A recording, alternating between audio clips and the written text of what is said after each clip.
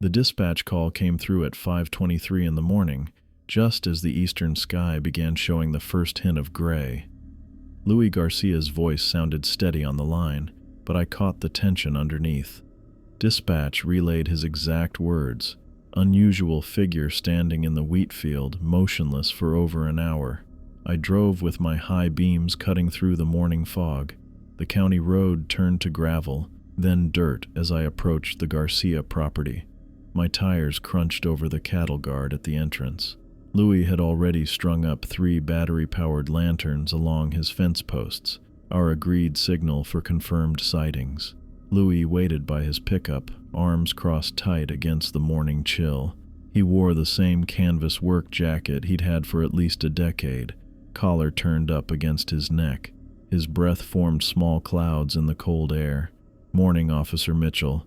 He gestured toward the eastern field without taking a step in that direction. "Been there since 4:15. Hasn't moved once." I nodded, leaving my patrol car running. "You've done exactly right, Louis." The figure stood approximately 200 yards out, a dark silhouette against the lighter shade of wheat. Human-shaped but unnaturally still. I didn't raise my binoculars. Rule number 1 was clear on this point. No direct observation beyond confirmation. "Coffee's hot inside if you want some," Louis said, his eyes fixed on the horizon rather than the field. I checked my watch. 26 minutes to sunrise. We'll wait it out here. We settled on his porch steps, side by side, backs deliberately turned to the field. I filled out the standard observation form, documenting time, temperature, 42 degrees, wind direction, east-northeast, and visibility, moderate improving. Louis had done this dance before. "Third one this season," he said, warming his hands on his mug. "Used to be maybe one a year when I first bought this place." I made a note in the margin. Frequency increase matched reports from the Carson and Wilkins properties. "Anyone else seen it?" "Just me. Maria's visiting her sister in Casper." The eastern sky lightened to pale blue, then salmon pink along the edge. Birds began their morning calls from the cottonwoods near the creek. Normal sounds, normal progression. We both tracked the moving line of direct sunlight as it crept across the field. When the light reached the approximate location of the figure, Louis's shoulders relaxed a fraction. I glanced over just long enough to confirm. The field stood empty, wheat stalks undisturbed where the figure had been. No footprints, no bent stems, no physical evidence. "And that's that," Louis said, standing up with a slight groan. "Thanks for coming out, Jim." I finished my notes and closed my logbook. "You're still marking these on your calendar?" "Everyone, just like you asked." I nodded. "Keep the calendar in your safe. I'll collect it end of month, compare it with the others." The drive back to town took 17 minutes with the sun now fully above the horizon. I radioed dispatch that the Garcia situation was resolved, code 73. Naturally dissipated, no intervention required. My dashboard clock read 6:42. I'd need to update the frequency tables when I got back to the station. The occurrences were increasing, not just at Louis's place but throughout the county. Something was changing in Clearwater, and our rulebook didn't explain why. 20 minutes after leaving Louis's farm, I spotted her on the shoulder of Highway 287. A young woman, maybe early 20s, arms waving frantically above her head. Morning sunlight caught in her disheveled brown hair as she stumbled toward the center line. I slowed the patrol car but didn't stop immediately. Something in her movements triggered the mental checklist. Dispatch hadn't reported any accidents or stranded motorists in this stretch. No vehicle visible nearby, no backpack or camping gear, just the woman appearing suddenly on an empty stretch of highway. Rule number 6. Roadside apparitions will attempt to remove you from your vehicle. I pulled over 40 yards ahead of her position and shifted to park. Left the engine running. Checked the clock, 7:17 in the morning. Made a note in my logbook before retrieving my gloves from the center console. The woman's reflection grew larger in my side mirror as she ran toward the patrol car. Tears streaked down her face, catching the light. Her clothes, jeans and a red flannel shirt, showed no dirt despite her claims of being in the wilderness. I lowered my window exactly 3 inches, enough to communicate, not enough to allow physical contact. "My brother," she gasped, pressing her hands against the door. "Please, you have to help me find him. We were camping by the creek and he wandered off around midnight. I've been searching for hours." Her fingers left no condensation marks on the window glass. I noted this without commenting. "Ma'am, I need you to step back from the vehicle." I kept my voice steady, neither sympathetic nor hostile. "Can you tell me your name and where exactly you were camping?" She ignored both questions. "Why aren't you getting out? My brother could be hurt. He's only 17 and he's been missing all night." Standard escalation pattern. I maintained my position, hand casually near my radio. The temperature inside the car dropped 8 degrees in 30 seconds. Another confirmation. "I'd be happy to call in a proper search team," I said. "Could you describe what your brother was wearing when you last saw him?"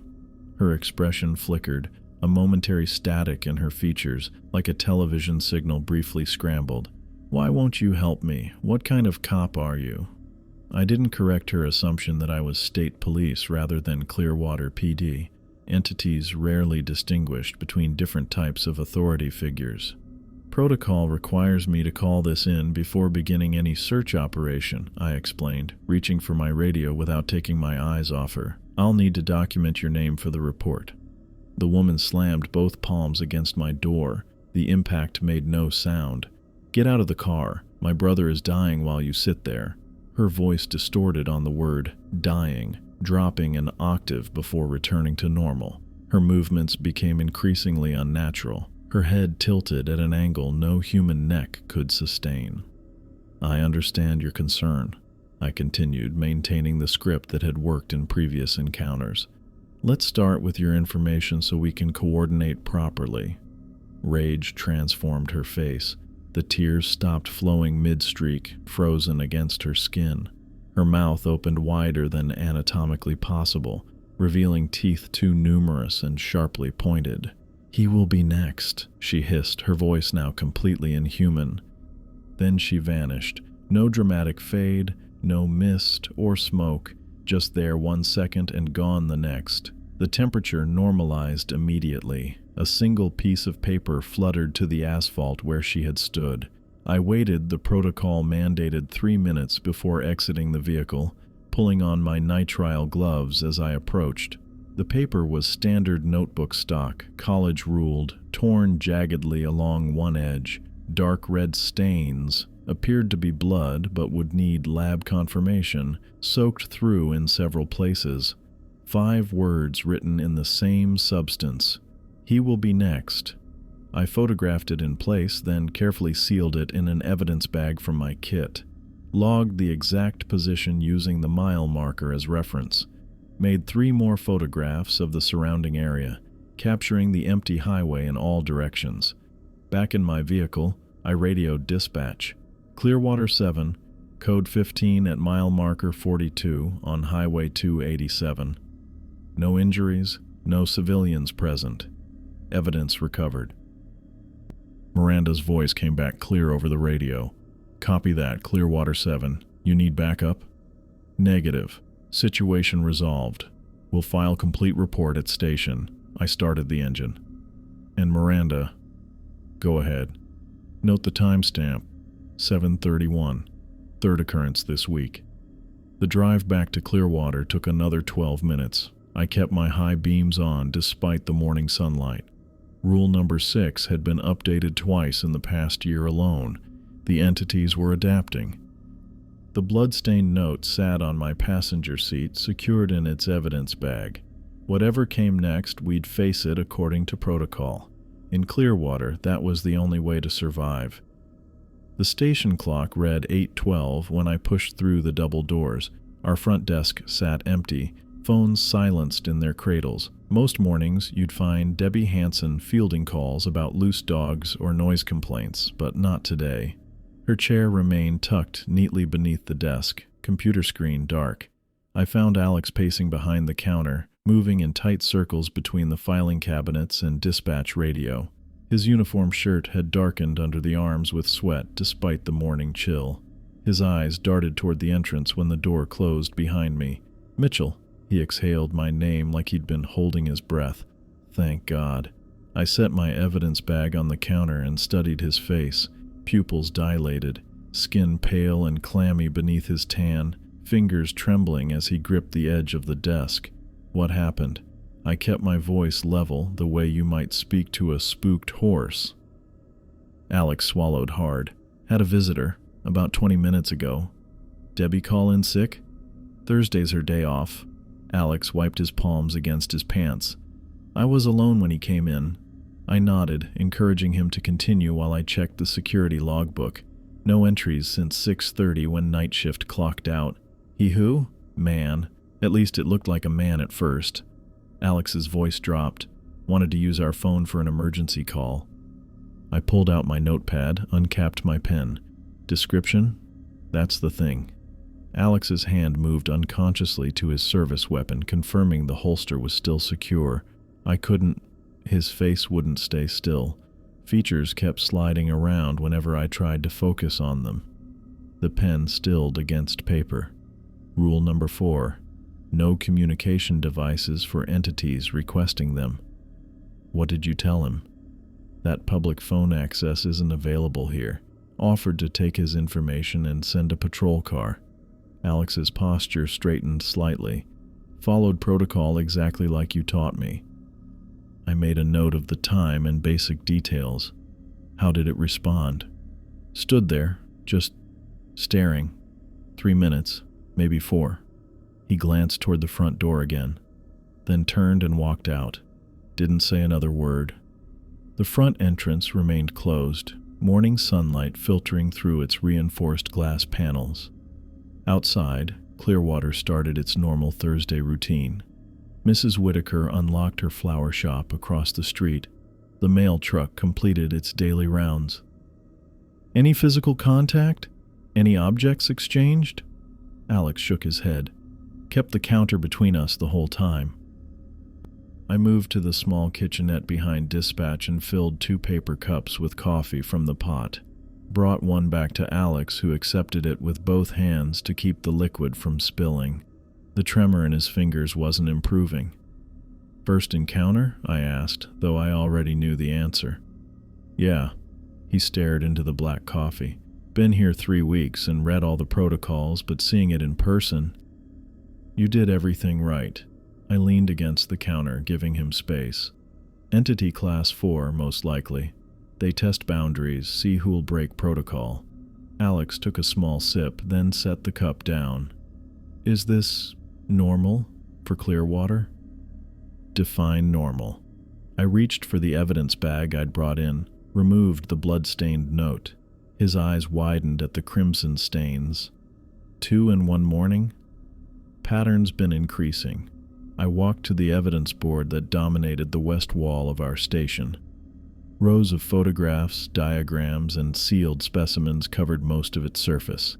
Each item meticulously labeled with dates and coordinates. I pinned the note beside similar artifacts, a collection spanning 15 years of Clearwater's unnatural history.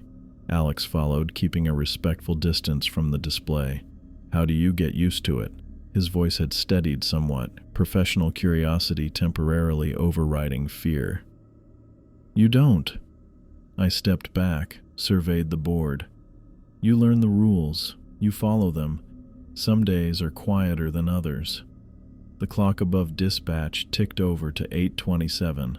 Alex hadn't stopped scanning the doorway, his body language betraying lingering tension. "Breakfast," I decided. "Betty's has fresh coffee and actual food. We can review the encounter protocols there." Relief flooded his expression.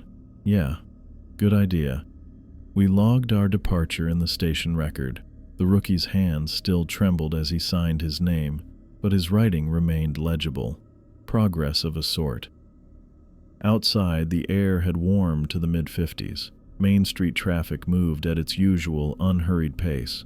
No one else had noticed anything unusual about this morning. The true nature of Clearwater remained invisible to most residents, hidden behind a veneer of small-town routine. I locked the station door behind us, checked it twice out of habit.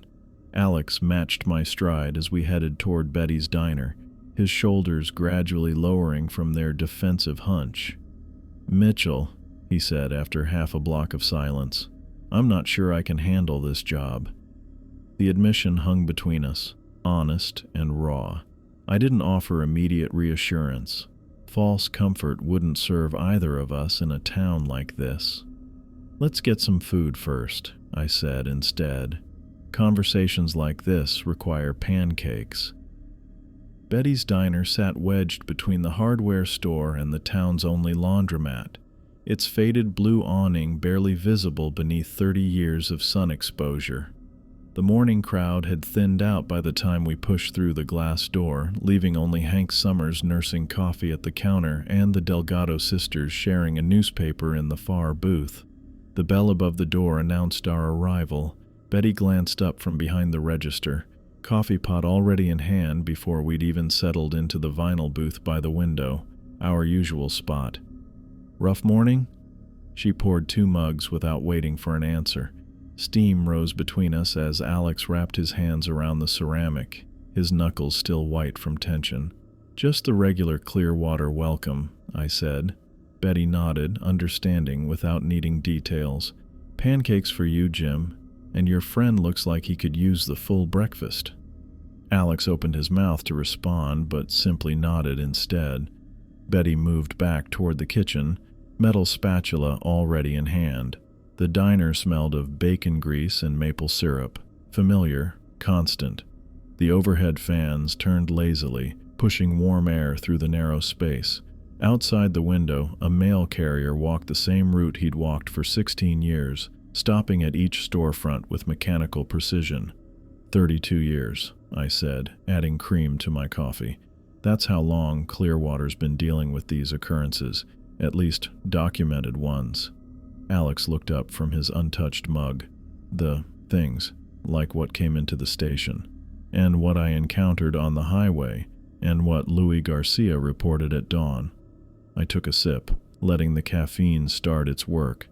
"Longer than I've been here, longer than most current residents have been alive." "How does everyone not know? Why isn't this place crawling with government teams or paranormal investigators or whatever?" I gestured toward the window. "Look outside. What do you see?" Alex turned. Main Street stretched before us, brick buildings housing the same businesses that had operated since the 80s. Mrs. Chen unlocking her dry cleaning shop. 2 high school kids carrying instrument cases toward the band room for morning practice. "Normal life," he answered. "Most days, that's exactly what Clearwater is. Normal." I pulled my notebook from my breast pocket, flipped past the morning's entry to blank pages. The entities have patterns, rules, times and places they appear. We've learned to work around them. "By writing rules," Alex said, "by documenting what works and what kills you." The bluntness seemed necessary. Every protocol in that handbook came from trial and error, mostly error. Betty returned with plates balanced along her forearm, setting them down with practiced efficiency. Alex's plate overflowed with eggs, bacon, and home fries. My usual short stack steamed beside a small container of butter. "Talking about the town specials?" Betty asked, refilling our mugs. The code phrase had been established years before either of us joined the force. A way to acknowledge the supernatural without alarming civilians who might overhear. "Bringing Alex up to speed," I said. "He had his first real encounter this morning." Betty's expression softened briefly. "First ones are always the worst, honey. You'll learn to spot the signs earlier." She tapped the table twice with her knuckles. "Speaking of which, my nephew Danny called this morning. Said he saw strange lights moving through the trees near the old mining road last night. Not headlights. Said they moved all wrong, like they were searching for something." I noted the information, including the time and location. "Did he get close?" "Danny knows better," Betty said. Stopped his truck and watched from a quarter-mile back. Said they vanished around 3 in the morning. Alex watched our exchange with the expression of someone witnessing a foreign language. Betty patted his shoulder before returning to her other customers. "How many rules are there?" Alex asked after she'd gone. His fork hovered above his eggs without making contact. 18 documented encounter types, each with specific response protocols. I cut into my pancakes, maintaining the routine of breakfast despite the morning's events. Some overlap in how you handle them. Some are completely unique. And everyone in town knows about this? Not everyone. Maybe 30% understand what's really happening. Another 40% sense something's off but explain it away. The rest are completely oblivious. I gestured with my fork. "Eat something. Food helps." Alex took a mechanical bite of toast. "I had applications in at Cheyenne and Laramie before I got this position. Places where the worst things officers deal with are drunk drivers and shoplifters." The confession hung between us. I'd heard variations of it from every officer who'd passed through Clearwater. Most didn't last a month after their first encounter. "I don't blame you," I said finally. "This job isn't for everyone." "How do you do it?" He pushed eggs around his plate, making patterns in the yolk. "Year after year, knowing what's out there." Through the window, I watched an elderly couple cross Main Street, Mrs. Peterson helping her husband navigate the curb with his walker. They'd lived in Clearwater for 57 years. "Someone has to." I met his eyes. "Most residents can't just leave. This is their home, their livelihood. They've built lives here.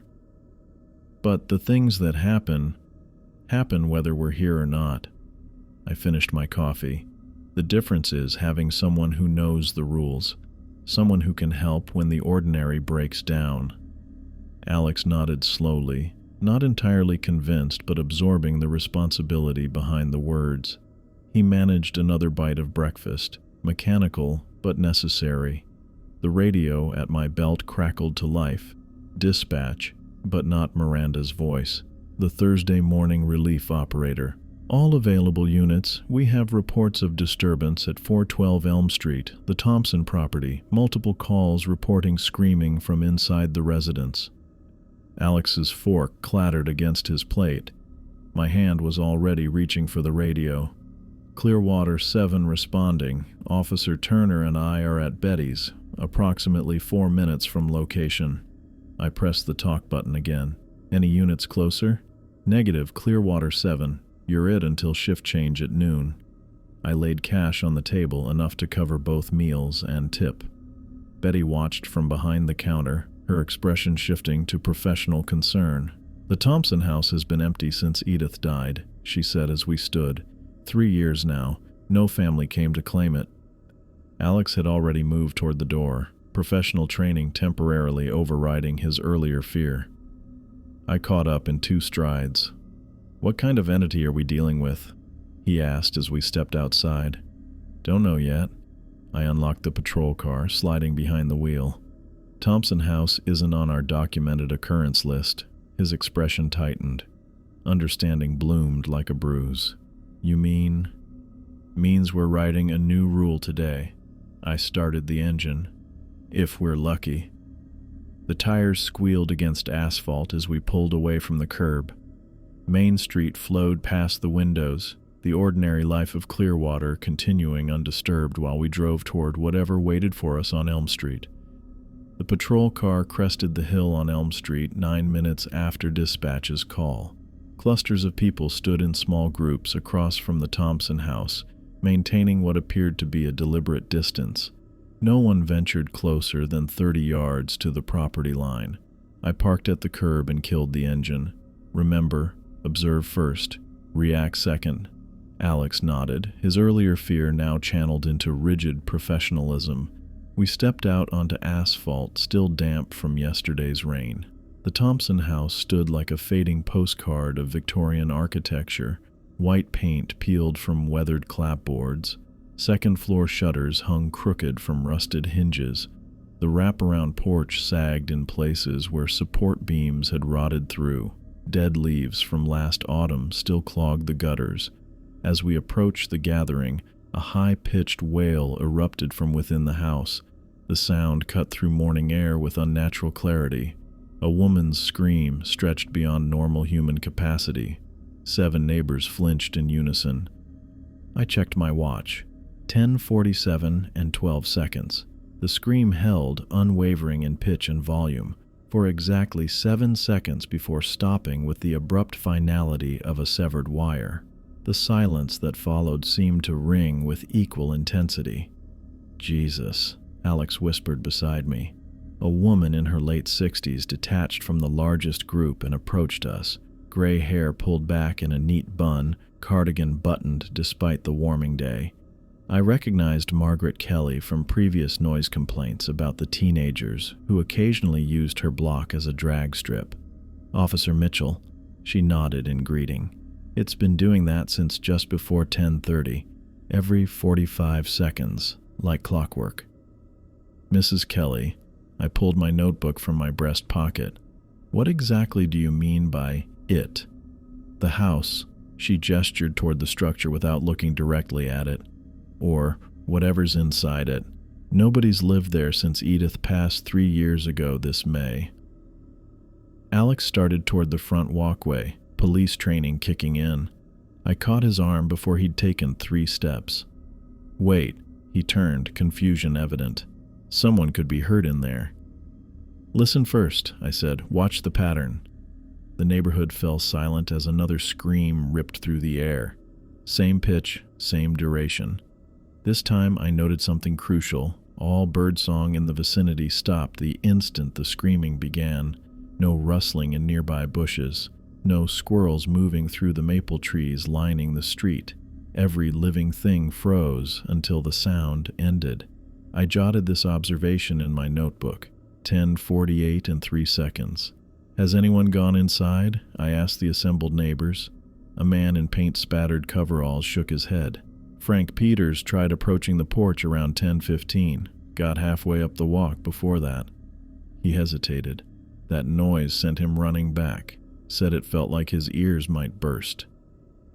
"The police scanner app on my phone showed you were the closest unit," Margaret added. "We've been waiting." Alex leaned closer. "We should check the basement windows. Could be someone trapped down there." "Not yet." I studied the house's layout, counting windows and making rough notations in my book. First, we establish a perimeter. I radioed dispatch, requested they contact any off-duty officers available for backup. Standard procedure for an unknown situation. Then I moved among the neighbors, instructing them to step back another 20 yards. When the next scream started, I tracked the sound with greater attention. This time it seemed to emanate from the left side of the house, different from before. I marked the time, 10:48 and 48 seconds. "It's moving," I said quietly. Alex glanced up from his own notebook. "What?" "The source." I pointed with my pen. First scream came from what would be the front parlor. Second from a room further back, maybe a dining room based on the floor plan of these old Victorians. The next scream confirmed my theory. Kitchen area now. The sound had the same character but a subtly different resonance, as though filtering through different structural materials. I checked my watch again. The timing remained precise. 45 seconds between the end of one scream and the beginning of the next. "Counterclockwise pattern," I murmured, sketching a rough diagram. "Starting front right room, moving through the ground floor, then likely up the stairs." For 20 minutes we tracked the progression. The screams mapped the house's interior, 8 distinct positions, moving in perfect sequence. The sound would complete a full circuit, then begin again from the front parlor. By 11:15, I'd documented 3 complete cycles and confirmed my theory. The neighbors had backed away as instructed, now watching from behind a makeshift barrier of police tape I'd strung between 2 elm trees. "We need to go in," Alex said, his earlier hesitation replaced with determination. "Whatever's happening in there, we can't just keep taking notes." "Agreed." I closed my notebook. But we go in smart. The screams follow a pattern. 45 seconds of silence between each one. That's our window. For what? Movement. I pointed to my diagram. We enter during a silence period. Move to the next room before the scream occurs there. If we time it right, we can navigate through the house without being caught in the direct path of whatever's generating this. Alex swallowed hard but nodded. How do we coordinate? Synchronize watches. I set the stopwatch function on my department-issued timepiece. We'll count down to entry after the front parlor scream, which should happen in approximately 2 minutes. I retrieved 2 pairs of ear protection from the patrol car's trunk, the kind used at firing ranges. Not complete sound blockage, but enough to prevent immediate disorientation if our timing failed. What are we looking for in there? Alex asked as he fitted the ear protection around his neck, ready to pull up when needed. Anyone or anything that doesn't belong, I said. And if the house is empty, we look for the mechanism. Old houses settle, pipes knock, but nothing natural screams like that. No existing rule for this one? Not yet. I checked my ammunition and flashlight from habit, though the house would have adequate daylight. If we make it back out, there will be. The next scream erupted from the front parlor as expected. I started my timer the instant it ceased. 45 seconds, I said. Front door to living room, ready? Alex's face had gone pale again, but his jaw was set with determination. Ready. We approached the front porch steps at a measured pace, timing our movement to the countdown in my head. The wooden steps creaked beneath our weight. Paint flaked away under my hand as I tested the railing. 20 seconds remained in our window when we reached the front door. The tarnished knob turned easily, unlocked. Inside, dust motes floated in shafts of light penetrating grimy windows. The air smelled of abandonment, stale with undertones of mildew and mouse droppings. The parlor stood empty except for a single armchair draped in a yellowed sheet. No signs of disturbance in the thick layer of dust coating the hardwood floor. No footprints except our own. 10 seconds, I whispered, pointing toward the dining room doorway. Move. We crossed the threshold just as the timer on my watch reached 0. The scream erupted behind us, emanating from the exact spot where we'd been standing moments before. Even through the ear protection, the sound vibrated through my chest cavity. Alex's eyes widened, but he kept moving. We had exactly 45 seconds to clear the dining room before the next scream. Just enough time to check for signs of life or tampering. Nothing. The room stood as abandoned as the parlor, a chandelier hanging crooked from the ceiling, dust-covered china cabinet still holding Edith Thompson's collection of decorative plates. No source for the inhuman wailing that continued to follow us through the empty house. Kitchen next, I mouthed, tapping my watch. 30 seconds. We moved forward, deeper into the mystery, leaving only our footprints in the undisturbed dust of a house that had stood empty for 3 years, a house that had somehow found its voice in the most terrifying way possible. We cleared the dining room just as the timer hit 0. The scream erupted behind us, vibrating through the floorboards beneath our feet. Even with ear protection, I felt it in my chest cavity, a physical force more than a sound. Stairs next, I mouthed to Alex, tapping my watch. 20 seconds. We moved with deliberate steps, placing our weight on the outer edges of the staircase to minimize creaking. The wood groaned despite our caution. Decades of neglect had warped the structural supports, leaving the treads uneven beneath our boots. I counted 14 steps to the landing, each one coated with undisturbed dust except for a single set of small footprints. Child-sized, recent. I pointed silently. Alex nodded, his hand moving instinctively toward his holster. The upper hallway stretched before us, 4 doors branching off from a narrow corridor. The footprints led toward the second door on the right. Overhead, water stains mapped the ceiling in concentric brown circles, evidence of a roof that had surrendered to Wyoming winters years ago. We reached the top landing with 8 seconds to spare. I held up a closed fist, standard signal to hold position. The scream would come next from the kitchen directly below us. It hit on schedule, rattling a loose pane of glass in the hall window. Alex flinched but maintained his position. 45 seconds until the next one. "Check the rooms," I whispered once the sound died away. "Closets first."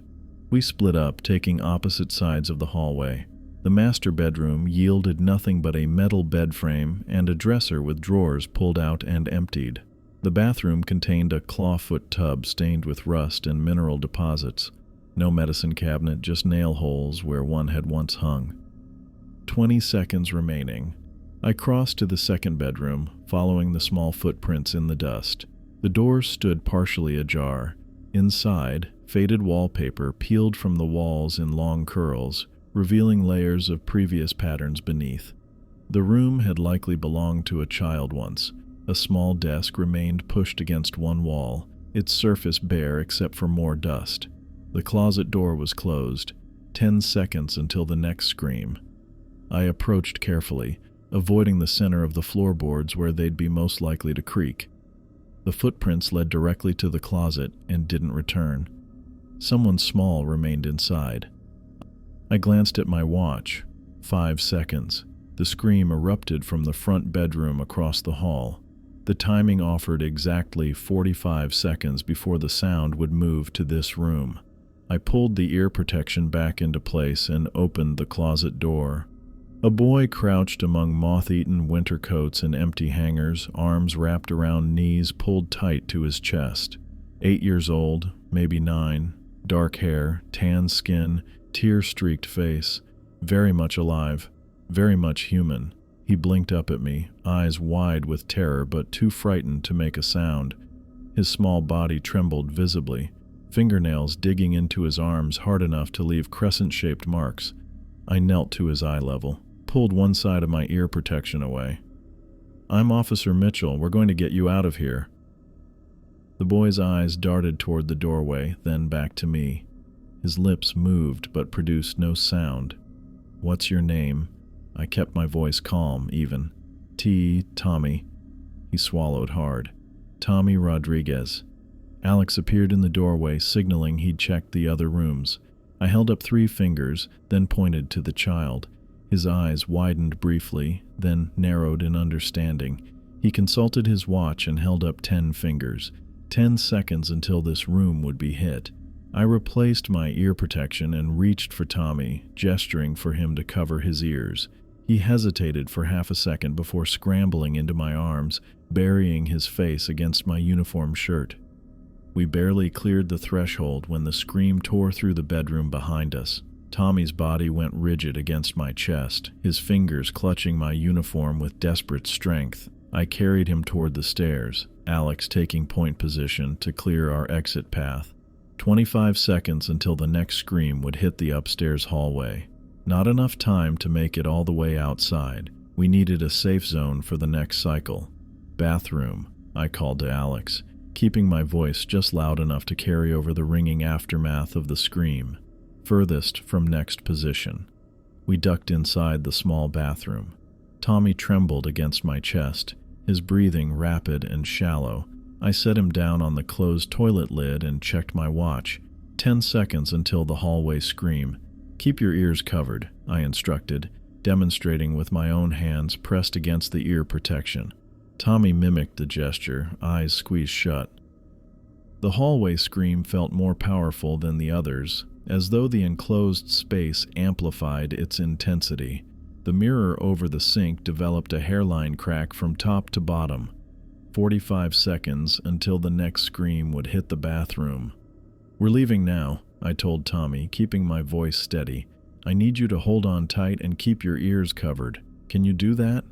He nodded, tear tracks still visible on his dust-smudged face. I lifted him again, his weight slight against my chest. "Straight down and out," I told Alex. "No stops." We moved with practiced efficiency, Alex taking the lead down the stairs while I followed with Tommy. The wood creaked beneath our combined weight, but we maintained our pace. 20 seconds to clear the ground floor. The front door stood just 15 feet ahead when the dining room eruption hit. The force of it rattled a forgotten picture frame off the wall. It shattered against the hardwood, glass fragments scattering across our exit path. Alex kicked the debris aside and pushed the front door open, holding it as I carried Tommy through.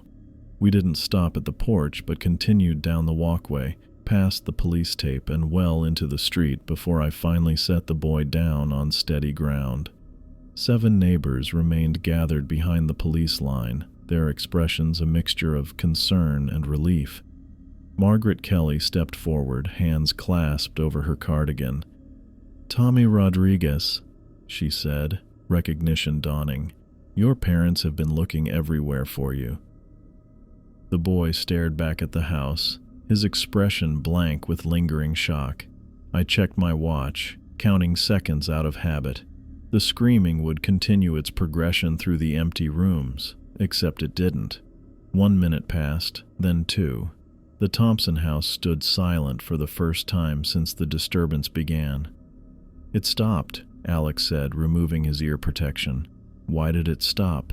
I studied the house, then the boy, making the connection. It wasn't the house screaming, it was responding to him.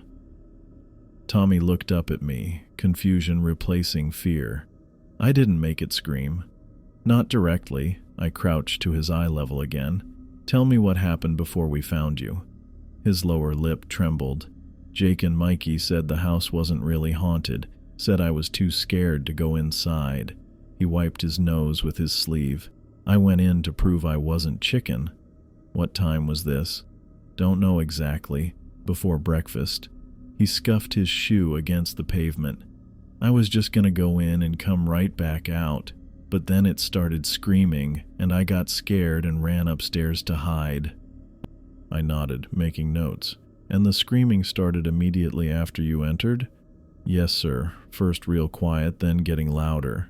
The key piece clicked into place. I added it to my notebook. Entity triggered by human presence, not autonomous manifestation. "Where are your friends now?" Alex asked. "They ran when it started screaming." Tommy's face crumpled. "They left me."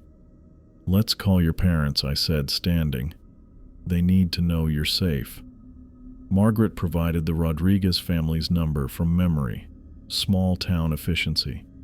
While Alex stayed with Tommy, I radioed dispatch to contact his parents and request they meet us at the station rather than the Thompson property. 20 minutes later, after securing the perimeter with additional police tape, we headed back toward the station. Tommy sat in the back seat, physically exhausted but calmer now. The Thompson house remained silent behind us. Once again, just an abandoned building with peeling paint and rotting porch steps. "You knew it would stop once we got him out," Alex said quietly from the passenger seat. "Suspected," I corrected. "Rule number 4 from the manual. Most entities react to human presence rather than generating independent phenomena." But the pattern, the timing, 45 seconds exactly between screams. Some react with mathematical precision. I turned onto Main Street, the familiar storefronts, a welcome return to normalcy. That's actually good news. Means they follow rules too. Predictable, in their way. Tommy had fallen asleep in the back seat, chin dropped against his chest. His parents would be waiting at the station, likely alternating between relief and anger as parents do. We pulled into the station parking lot at 4:16. The day shift would change over soon, but the incident report couldn't wait, nor could the new rule that needed documentation. The Rodriguez family reunion unfolded with expected emotion, tears, hugs, stern words about wandering off, more tears, more hugs. I provided the parents with a simplified explanation about the Thompson house having structural issues that created disturbing sounds. They accepted this with the selective blindness common to most Clearwater residents. After they left, Alex dropped heavily into the chair beside my desk. The adrenaline crash had hit him hard, leaving dark circles under his eyes and a slight tremor in his right hand. "You did good work today," I said, pulling out a fresh incident form. "We saved him." He stared at his hands. A real person, not just fighting some thing. That's the job. I dated the form May 17th and began filling in the details. Most days it's maintenance, containing, documenting, enforcing boundaries. But sometimes it's this. I thought I was going to quit. His admission came quietly. This morning, after the entity at the station, I was ready to hand in my badge. I continued writing, giving him space to process. I kept thinking about normal police work, traffic stops, paperwork, coffee with reliable physics. He exhaled slowly. But what happened today? Who else would have known what to do? Who else would have gotten that kid out? Not many, I acknowledged. That's why we have the rules, why we keep adding to them. I turned the form around, showing him what I'd written at the bottom of the page. Rule number 19. Thompson House screaming entity responds exclusively to human presence inside structure, follows predictable 45-second intervals between manifestations, moves in counterclockwise pattern through all rooms, requires living subject to maintain activity. Rule 19, Alex repeated. We made a new rule. We did. I placed the completed form in the active file, then stood and walked to the evidence board covering the west wall. The blood-stained note from this morning's highway encounter remained pinned in position, its 5 words still clearly visible. He will be next. Maybe Tommy Rodriguez had been the he in question. Maybe not. In Clearwater, some connections revealed themselves only in hindsight, while others remained permanently obscured. Alex joined me at the board, studying the 15 years of documented encounters. His posture had changed, still respectful of the danger, but no longer dominated by fear. "I'm staying," he said finally. "For now, at least." I nodded, unsurprised. The ones who made it past their first real encounter usually stayed long enough to help write a few more rules, long enough to save a few more lives. Outside the station window, the afternoon sun cast long shadows across Main Street. Normal life continued, people shopping, talking, driving home from work, unaware of the new rule we'd added to the manual, or how it might save someone else's child in the future. I closed the incident file and locked the cabinet. One more ordinary day in Clearwater, where the measuring of seconds between screams and the tracking of footprints in undisturbed dust constituted just another shift of procedural police work.